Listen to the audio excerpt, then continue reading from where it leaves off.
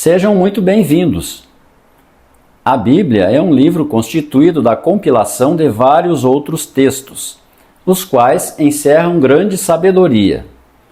Ela tem sido usada por inúmeros estudiosos do comportamento humano ao longo da história, os quais acabam dando às ideias contidas nela um caráter científico. Isso pode ser visto, por exemplo, quando estudamos o fenômeno da projeção psíquica, também conhecida como projeção freudiana. Podemos considerá-la ainda como um dos maiores compêndios de autoajuda já escrito, ou aperfeiçoamento humano. Por isso, também é verdade que diversos autores transcrevem seus textos em suas próprias publicações, parafraseando suas ideias e relançando-as como inéditas. Ao lado do inegável uso benéfico desse livro, entretanto, há outros voltados para o mal. Vamos aqui nos valer da Bíblia para abordar o narcisismo, com análise de 6 passagens que trazem valiosos ensinamentos. Primeiro, a história de Caim e Abel, constante no capítulo 4 do livro Gênesis. É interessante destacar que a narrativa sobre os dois irmãos é mencionada em um importante livro que trata sobre narcisismo. A obra O Coração do Homem, Seu Gênio para o Bem e para o Mal, de Erich Fromm, autor que cunhou a expressão narcisismo maligno. Aqueles que seriam os primeiros filhos do ser humano a pisar na Terra já deram uma demonstração de que os maiores conflitos costumam aparecer na família. É onde se manifesta um dos mais prejudiciais sentimentos, a inveja. Caim e Abel trabalhavam bastante e faziam os sacrifícios devidos a Deus. Caim, entretanto, embora trabalhasse, não prosperava como Abel. Isso o revoltou tanto contra o irmão como contra Deus. Caim, na verdade, tinha o irmão como ídolo. Isso o levou a imitá-lo, dando o indicativo de que não tinha o mesmo talento, pois quem o tem não precisa imitar. Muitos trabalham duro, fazem grandes sacrifícios, mas não têm amor nem a aptidão original, não prosperam e se revoltam. Então, tenha cuidado com quem o inveja ou imita. Essa pessoa quer ser você, quer viver a sua vida. A inveja tem 4 fases. Primeiro, o invejoso imita. Em seguida, fracassa. Depois, pode afirmar que o seu sacrifício é que possibilitou o progresso do outro. Por último, o invejoso se revolta e tenta destruir o invejado, o difama e isola. De uma dinâmica familiar disfuncional, podem aparecer 3 tipos de filhos. Um pode ser invisível. Outro, o filho dourado, aquele que pode errar, mas porque nunca contrariou os demais, sempre será perdoado. Claro, podem ser filhos ou filhas. E o terceiro, o filho escolhido para ser o bode expiatório. Essa metáfora constante no livro do Levítico, capítulo 16, versículos 20 a 22, também vem sendo utilizada pelos estudiosos do narcisismo. Para agradar a Deus, eram escolhidos 2 bodes. O primeiro seria sacrificado para obter o perdão dos pecados.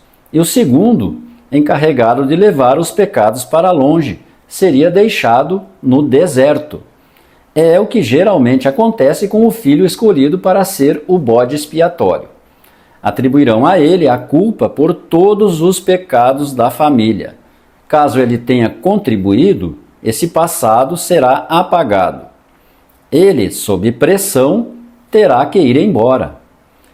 Mesmo depois que cortar totalmente o contato, continuarão a difamá-lo, acusando-o dos próprios erros, muitas vezes com a finalidade de encobrir outros problemas familiares. Apesar da verdade ser outra, o rotularão como ovelha negra, quando na verdade ele é como qualquer outro filho. Ele irá para bem longe, para o deserto, e terá que recomeçar de lá. Mesmo assim, usarão terceiros para tentar espioná-lo ou abordá-lo, e mesmo os meios cibernéticos.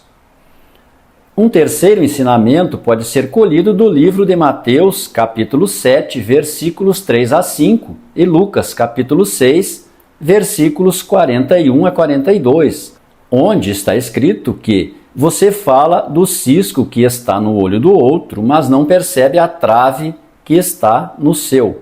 Esse ensinamento foi aproveitado por estudiosos, incluindo Sigmund Freud e sua filha Anna Freud, resultando no que conhecemos como projeção freudiana. Constata-se que grande parte das pessoas acusa outras de erros que elas próprias cometeram ou têm vontade de cometer. Projetam seus próprios defeitos, sendo que isso é muito acentuado em narcisistas. Por isso, podemos afirmar que as acusações de um narcisista são, na verdade, confissões. Aproveitando o exemplo do bode expiatório, constata-se, assim, que a família projeta seus erros em um dos filhos e que o fato dele ter que ir para longe, sem direito sequer de se defender, facilita essa projeção. Isso, de certa forma, acaba aliviando a ansiedade dessa família disfuncional. Se um filho é culpado de tudo, ela pode se apresentar perante a comunidade como perfeita.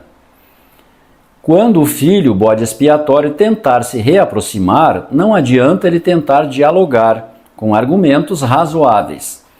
Ele terá como resposta cinismo, sarcasmo, deboches, acusações e desaforos.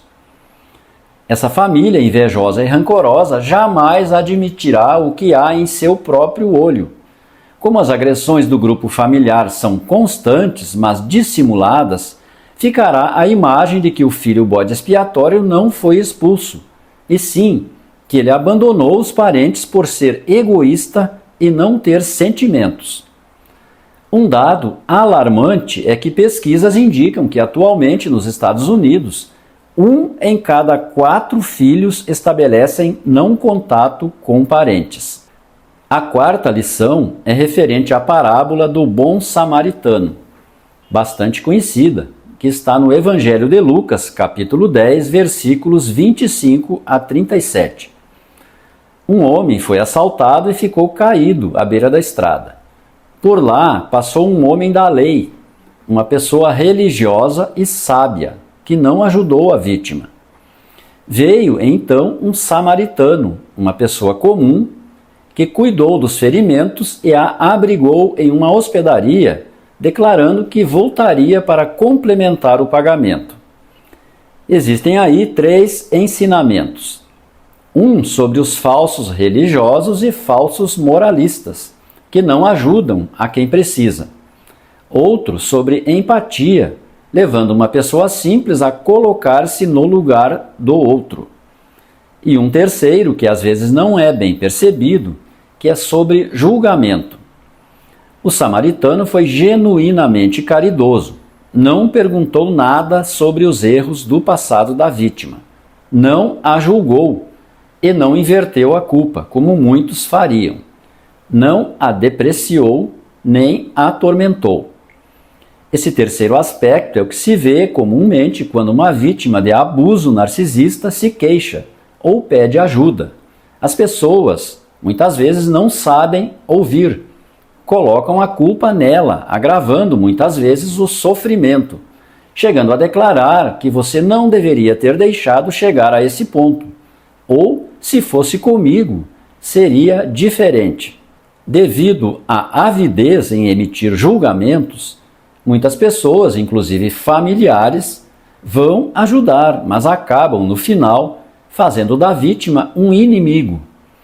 Isso denota, na verdade, a necessidade de alimentar um senso de grandiosidade narcísico, valendo-se da pessoa que já se encontra caída.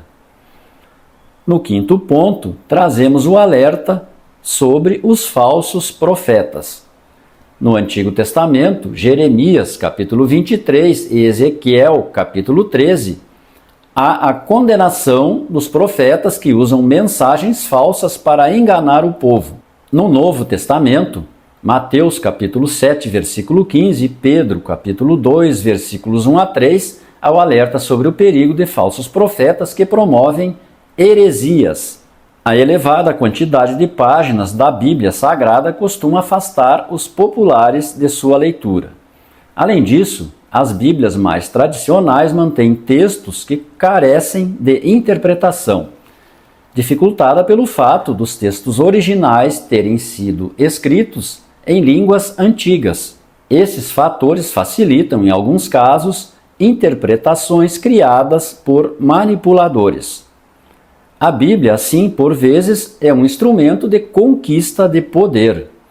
Quem a conhece e se apresenta com ela em mãos é capaz de controlar grande número de pessoas, as quais geralmente se encontram fragilizadas por dramas pessoais. Em virtude disso, tem sido bastante mencionado pelos especialistas, ao lado dos tipos de narcisistas conhecidos como encoberto ou vulnerável, e do grandioso ou exibicionista, um terceiro tipo denominado como comunal, onde está situado o tipo religioso, sendo que este pratica abuso religioso ou violência religiosa. A manipulação já começa pelo fato de que quem fica brandindo um livro sagrado passa uma ideia de suposta santidade. Poderia ser um falso profeta, que elabora interpretações oportunistas e pode vir a hipnotizar multidões. Nesses ambientes, abusos podem incluir oportunismo financeiro e violência sexual. Nosso objetivo aqui não é criticar qualquer interpretação religiosa voltada para o bem, mas apresentar ensinamentos bíblicos relacionando-os com o transtorno da personalidade narcisista, em um ensaio que enaltece o fato de que as lições da Bíblia são sempre atuais, pois as relações humanas possuem padrões que se repetem desde tempos imemoriais. No sexto tópico, vamos citar dois importantes livros da Bíblia. Trata-se dos Provérbios de Salomão e do livro Eclesiástico. É recomendável a leitura integral dos dois. Por praticidade, vamos destacar apenas uma pequena parte do Eclesiástico, do capítulo 11, versículos 29 a 31, que tratam sobre a escolha dos amigos. Não convide qualquer um para ficar na sua casa. Uma pessoa orgulhosa fica de tocaia, fazendo com que o bem vire mal, e sempre encontrará defeitos nas melhores ações. Esses dizeres são uma descrição do que acontece quando um narcisista se infiltra em uma família e a destrói, ou acaba roubando os familiares da vítima, utilizando-se de difamação. Ele distorcerá a realidade, fazendo com que o bem vire o mal, e inverterá a culpa. Concluímos assim que há na Bíblia Sagrada muitos ensinamentos aplicáveis ao estudo do narcisismo. A Bíblia, infelizmente, ainda é um livro cujo linguajar parece enigmático, mas ela traz valiosas lições comportamentais. O narcisismo, que hoje faz parte do DSM-5, assim como outras distorções comportamentais, foi observado pelos sábios, embora não houvesse a especialização atual. Muito grato pela atenção.